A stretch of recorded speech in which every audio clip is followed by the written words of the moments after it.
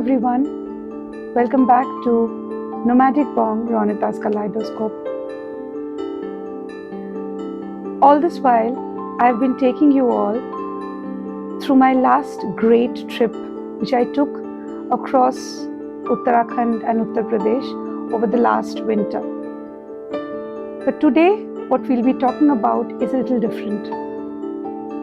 The life we lead today is very, very different from the one we grew up living. Today our lives are a busy itinerary between what needs to be done and what we would prefer doing. It's always a hurry, it's always a to-do list, it's always a deadline. And what that has done to our lives is, it's a mess. I myself feel that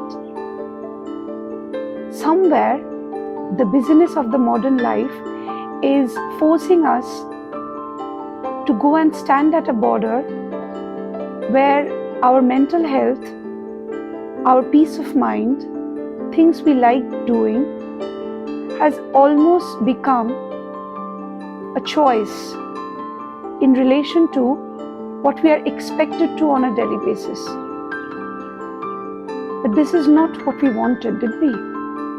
Growing up, through our school days, through our college days, all we could think of was, when do we become working professionals? When do we start earning?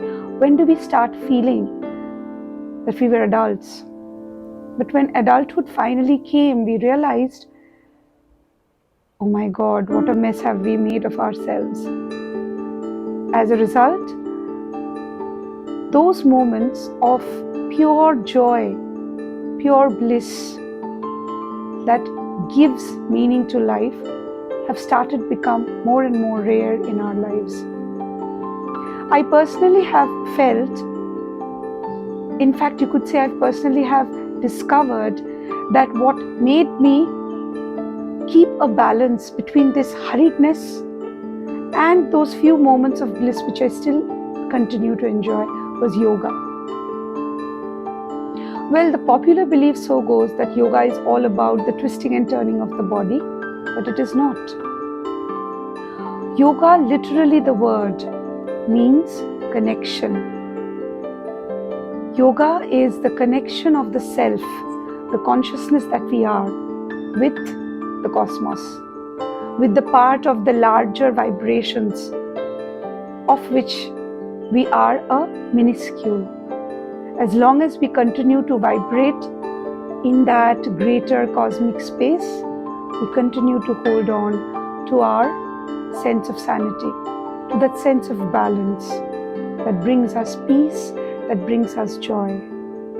It's very, very important. Since COVID, I myself have become a yoga enthusiast. In fact, switching on to yoga has helped me keep my balance during those very hard times. And if you ask me today, I cannot spend a day without going back to my yoga mat, at least for an hour. Better if more than that through the day. So today, what I plan to do is share a little bit of that bliss that I have come to enjoy with all of you. One of the most celebrated poses in yoga is the Surya Namaskara. It's a wholesome posture that involves all the parts in our body, bringing all of them together through a very deep, yummy process of stretching into a state of balance. The Surya Namaskara, as you can understand from the name, is a posture celebrated in yoga as a method of praying to the sun god. But if we put that mythical aspect of the yoga posture aside, it is probably one of the best postures, one as a package that you can do to ensure an overall wellness of your entire body and mind. So this morning, I'll share my experience of doing the Surya Namaskara with all of you. Let's go and join on the mat. Well, so here we are on the yoga mat, and I'm about to demonstrate the Surya Namaskara to you, which is, as I mentioned, a combination of about 12 steps that involves a deep stretching of various parts of our body. The problem with the modern lifestyle is we sit too much through the day, which leads to a lot of tension and pressure over some of the most important muscles through our body. That involves the upper back, the lower back, the hips, the hip joints, the quads and the thigh. And you know, as they say, we age as our legs start aging. So this is a posture that allows us to ensure a holistic health of some of the most important muscles involved in the functioning of our body. I'm about to demonstrate the Surya Namaskar to you. I'll just be mentioning the steps with numbers. In case you have any questions or queries, or later on when you're trying to practice this step at home, if you have any questions, you can leave it at the comment box below, and I will try to get back to you as soon as possible. So let's start.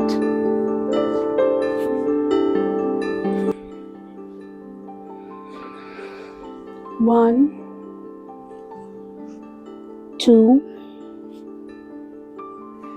3, 4, 5,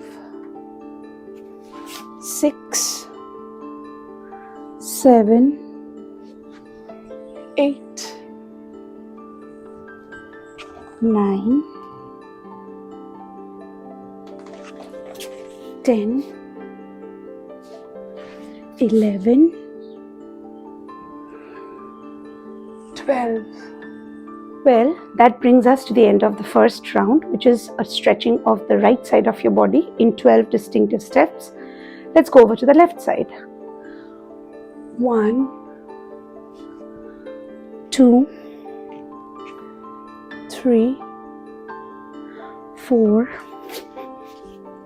5, 6. Try to keep your breathing as normal as possible. 7, 8, 9, 10, 11, and 12. Hope you enjoyed doing it. One more important disclaimer. The magic of yoga is every posture that you do, in fact any posture that you do, that only reveals with its full impact upon your body when you keep your breathing as normal as possible. It's a normal tendency with us to keep our breath held back when we try something new, but that's not going to help you while you're on the mat. Whenever you're doing whatever you're doing, as long as you're on the yoga mat, try to breathe as normally as possible. Thank you so much.